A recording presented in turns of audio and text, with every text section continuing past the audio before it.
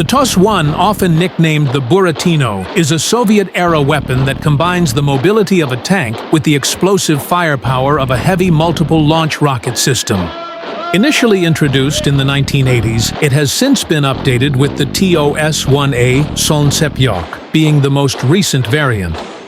Here are a few more details about this powerful system. The TOS-1 is mounted on the chassis of a T-72 tank, giving it durability and allowing it to keep up with armored troops in combat zones. It typically has a launcher with 24 or 30 rocket tubes, depending on the variant, which gives it a concentrated and powerful salvo. The TOS-1A is an upgraded version of the original TOS-1, which was introduced in the late 80s. It offers improved fire control and longer range up to 6 kilometers, compared to the initial version's 3.5 kilometers. Thermobaric warheads are different from conventional explosives, as they rely on oxygen from the atmosphere, creating a much larger and longer-lasting explosion. The TOS-1 has been used in various conflicts, including Afghanistan, Syria, and Ukraine. Its intense firepower makes it both a psychological and physical weapon. The thunderous roar of a TOS-1's salvo, combined with the sight of its devastating explosions, creates a deeply demoralizing effect on opposing forces.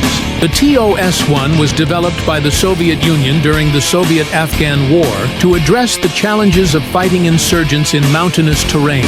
Conventional artillery and rocket systems were ineffective against the fortified positions.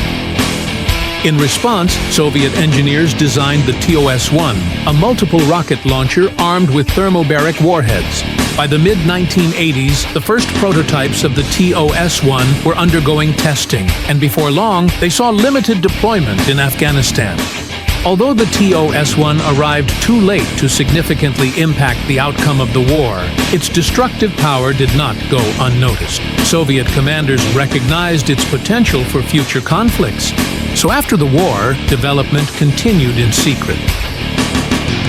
The system was officially revealed to the public in 1999 with an upgraded version known as the TOS-1A, featuring improved range and firepower. Since then, the TOS-1 has been used in multiple conflicts. In the Syrian civil war, it was deployed by government forces against rebel-held areas, unleashing devastating barrages on urban strongholds.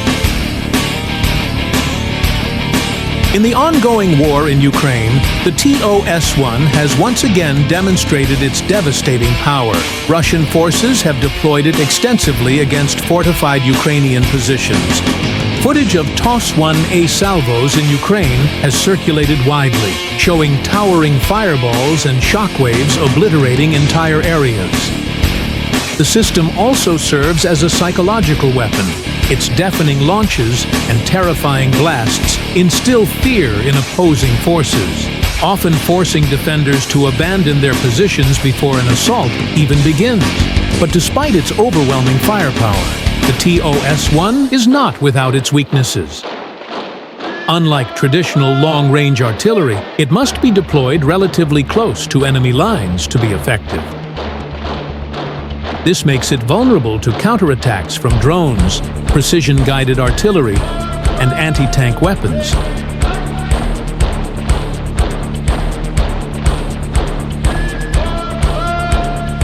Ukrainian forces have managed to destroy several TOS-1 systems using drones and modern Western-supplied weaponry, highlighting the risks of operating such a powerful yet short-range weapon in modern warfare.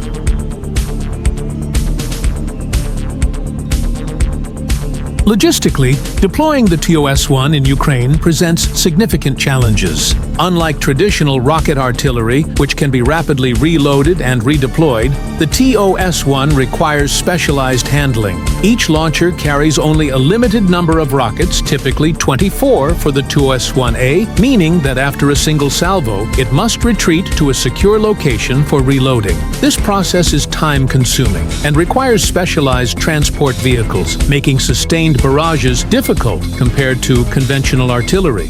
This has forced Russian forces to carefully select deployment zones, often restricting the system's use to more stable terrain near key urban battlefields or along strong fortified front lines. The role of the TOS-1 in Ukraine has also evolved over time. Initially used as a tool for large-scale offensives, it has since been employed more selectively, often as part of psychological and intimidation tactics. Russian forces have been known to fire TOS-1 salvos before major assaults, not necessarily to destroy enemy positions outright, but to force Ukrainian troops into retreat. The weapon's reputation alone makes it a powerful deterrent, sometimes leading defenders to abandon fortified positions rather than risk being caught in its blast zone.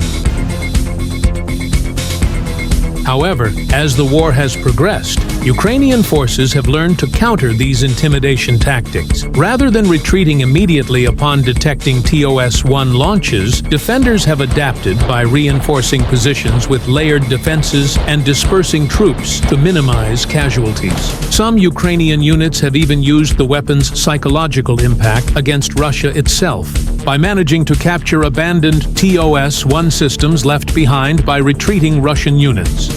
These captured launchers have reportedly been repaired and turned against their former operators, giving Ukraine the ability to fire Russia's own thermobaric weapons back at its troops. During the course of the ongoing special military operation, Russian forces have made significant modifications and improvements based on feedbacks from frontline soldiers.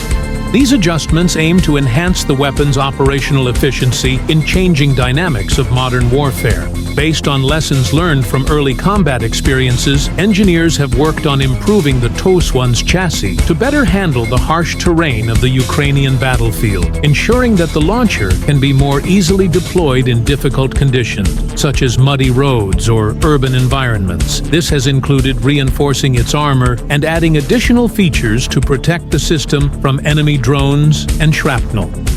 Also, the targeting and fire control systems have been upgraded to improve accuracy and reduce the time needed to lock onto targets. Feedback from Russian operators indicated that faster targeting and quicker response times were critical for minimizing the risks of counter batteries. These improvements allow the TOS-1 to be more effective in rapidly changing combat situations, making it a more lethal tool on the battlefield. These modifications are a direct response to the realities of combat in Ukraine and the growing need for adaptability and innovation in modern warfare. As the special military operation continues to evolve, the TOS-1's role will undoubtedly continue to shift, with further upgrades and adjustments likely to follow. The TOS-1 has come a long way, from the mountains of Afghanistan to the battlefields of Ukraine, proving its deadly effectiveness over decades of warfare. But no matter how advanced weapons become, war always brings destruction and suffering. If you found this video informative, don't forget to like, subscribe, and share your thoughts in the comments.